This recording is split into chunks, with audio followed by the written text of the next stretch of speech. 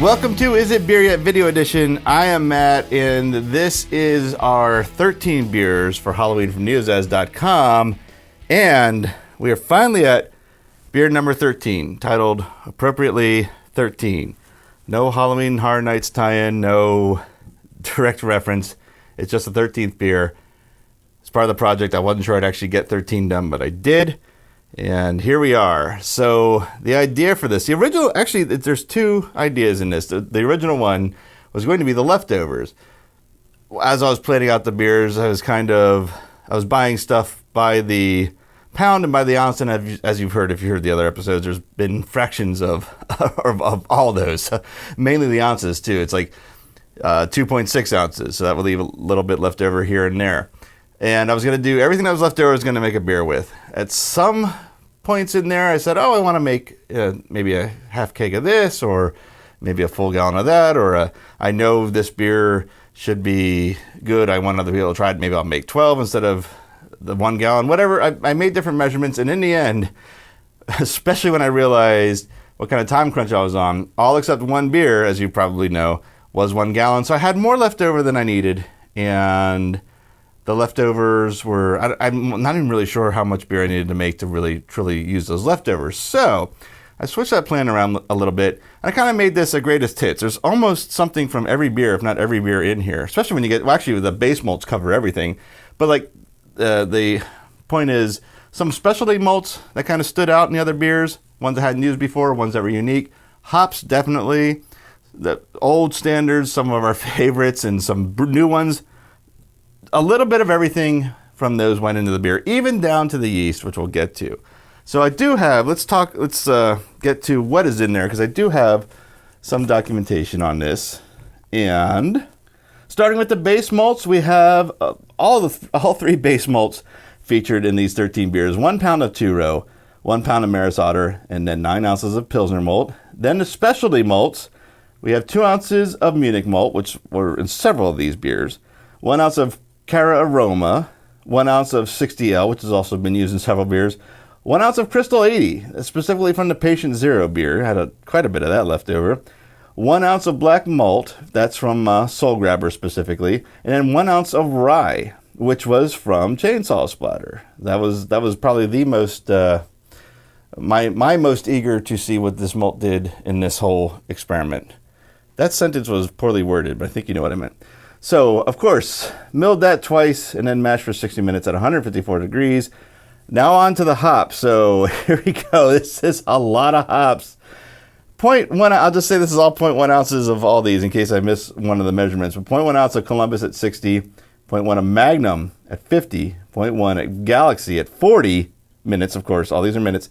0.1 ounce of Mosaic at 30 minutes, 0.1 ounce Centennial at 20 minutes, 0.1 of Amarillo at 15 minutes, 0.1 of Northern Brewer at 10 minutes, 0.1 of Cascade at 5 minutes, 0.1 of Idaho number 7 at 1 minute. Couldn't have missed that after those two beers from the past episodes.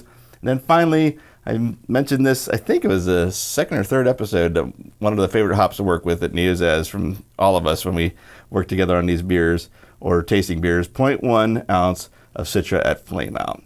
So, I did have some photos of the boil, which maybe I'll put up here, but it's me adding hops every 10 minutes. It's really not that exciting, but I'll say I did have quite a bit of wort, so I boiled it for 75 minutes to reduce it a little bit, and of course get the 60-minute boil in. From there, I chilled to 68 degrees.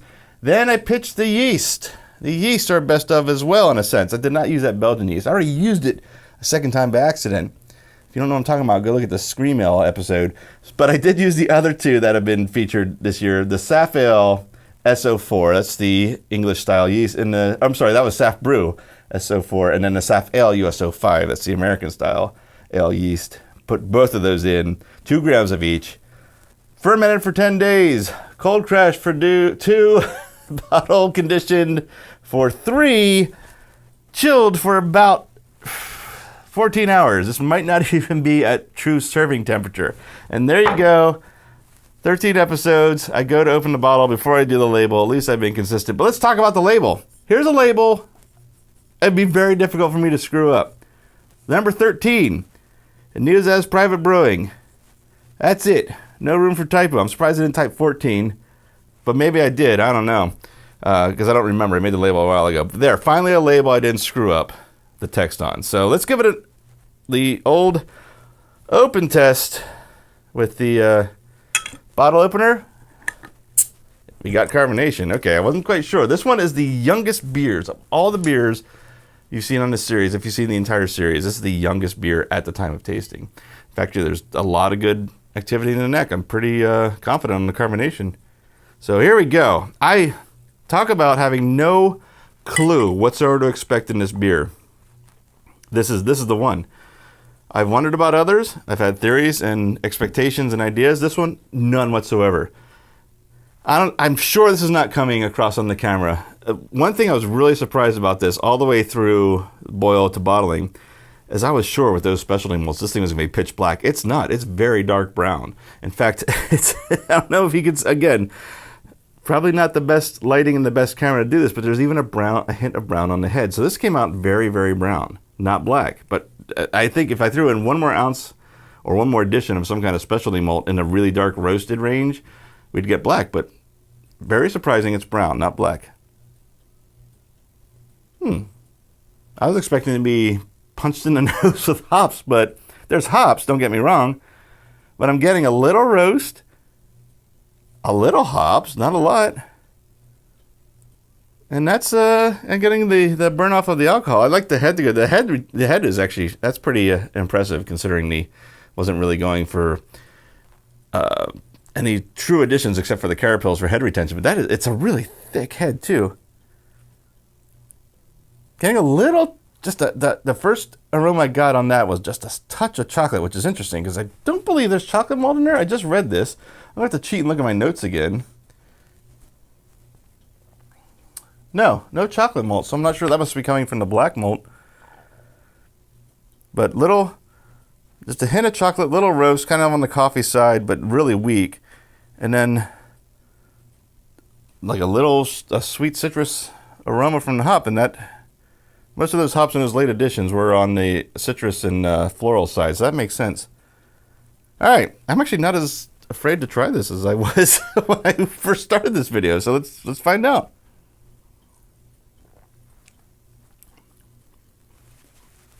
That is bitter. Wow. Okay, the bitterness comes across way more than the aroma. Woo, that is bitter.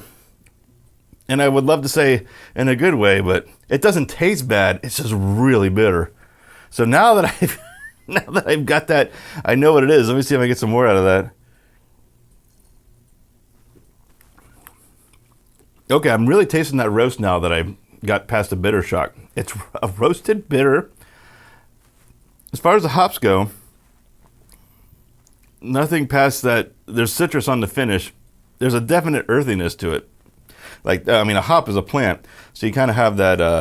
I'm going to say vegetal, but I don't mean in a sense of like a vegetable type, a green, a green vegetable flavor, which is it is green, but it's not that kind of flavor. It's not like a salad or lettuce or kale or anything like that. Actually, what the bitter, maybe kale, but not from the hops.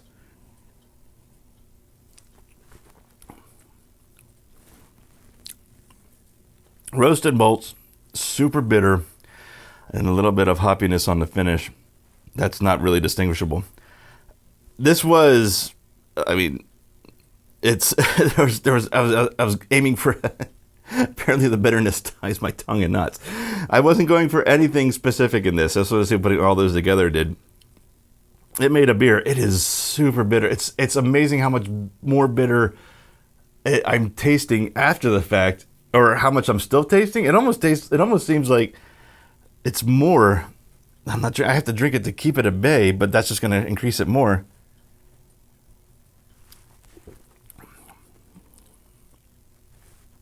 If you like bitter, you'd like this. That's a tough one. I don't know if I could drink a whole bottle of this, but it's drinkable. It's not. I'm not going blind. So I was gonna say drinkable, but I don't know that I could do a whole pint of it. So I'm not sure what drinkable. I think drinkable means you order a pint and you finish it gladly. This one would probably sit and wait. But I was going for absolutely nothing on this. I was going for broke, in a sense. It's like, I have all this stuff. Let's see what it all does together. And obviously those hops, what is that? That's 10 hops addition. That's an ounce of hops. That's a lot for a gallon. It's not unheard of. We did a hop on Carnival, was a full ounce of hops. But the combination they're in with these malts, man, does that make a bitter beer. I'm impressed by the head. The head is nice and thick. It's retaining nicely. I don't think it would last to the end of the glass, but it's there. I'm really surprised, and that's too bad it's not coming out. I haven't seen the footage, but I'm sure it's not coming out. The brown color is really, actually, it's when it gets to the thin part of the glass, it looks like the color of an empty beer bottle. So if you have an empty beer bottle, that's what I'm looking at the bottom of this glass, surprisingly. So I'm going to give it one more taste to sign off on, but I will say it not because I'm enjoying it. Okay, it's bitter. It's bitter. I don't know. There's only one person left to get here for Halloween Horror Nights that'll be tasting this officially. I'll have other people taste it. I don't know what his tastes are in bitter, but we're going to find out very shortly, actually, in the next few hours. I'm curious what he says. It's strange. There's nothing wrong with it. It doesn't taste bad. It's certainly not infected. There's no real off flavors. I can't, maybe they're masked, but I can't really pick out a diacetyl. There's no medicinal flavors, no metallic flavors. It's just really bitter, a little bit of roast, and the hops just to remind you they're there. But otherwise, man, that's what 13 is. It's a test. If this is like one of those beers, don't hold me to this. But let's say if I was tossing around ideas at a brewery, you know how restaurants have eat this 18-pound steak and you get it for free? I would say drink this. Well, growler, that might be dangerous. Maybe, I can't think of it. It's the big glasses like at Oktoberfest. There's a name for them and it escapes me. Maybe if I fill one of these and get 20% off your bill if you finish it. That's the kind of thing I'd do with this because it's a challenge. Because like I said, there's nothing wrong with it as far as drinking it. It's just really bitter. All right. That is it. That has wrapped up this series. I actually think I'm going to do one more video because along with the Halloween Horror Nights thing, we always do rankings of our houses and our scare zones. I might do the rankings of these beers to wrap up this video, this whole series. But this isn't the end of this Visit Beer Yet video edition because I have had an absolute blast making 1 gallon beers, and I've had a lot of fun recording what I do, both pictures and video, and then doing these tastings after. And I think that's how the show is going to progress. I think I'm going to split it down the middle. I'm going to do my Brew Day audio versions, if you're familiar with that show, which are much longer than this. And I think I'm going to do these 1 gallon kind of, here's how I did it, here's what it tastes like, because I've had fun doing both. So this is not the end of the series, but it is the end of the 13 beers. And this does not get a point. I will never make this again unless we're going to challenge someone to drink it. So no point. So that comes out to, I think, 9 out of 13, which is a huge number for being mostly experimental beers. There's only 1 or 2 in there that I knew were safe bets, maybe 3. So that's 6 then that I've never done before. Didn't necessarily know what I was doing with them and didn't know how they're going to come out, and I liked them. So that, I think, is a huge success, and I've learned a ton. And it was a lot of fun to do, which is probably the most important part with a hobby. So that's it. I'll be back with another episode soon on this series. If you're new to this channel, please subscribe, give the video a like, hit that bell to be notified when that next one comes out. And any questions, comments, or suggestions, post them below, and I will answer them or respond to them as soon as I can. So until that next episode, thank you for watching, and I will see you in that next episode. Thank you for watching Is It Beer Yet Video Edition. Is It Beer Yet is part of the neozaz.com Internet Entertainment Network. Visit neozaz.com for all our podcasts, including the original Is It Beer Yet Home Brewing audio series. Follow our social media pages for more on this project and all the beers and brewing we do at neozaz.com. We're Neozaz Podcasts on Facebook, Neozaz on Instagram, and at Neozaz on Twitter. If you'd like to learn how you can help support the work we do and get access to exclusive content, check out our Patreon campaign at patreon.com/neozaz. And you can always send us a message directly at the email address podcast@neozaz.com. Thanks again for watching.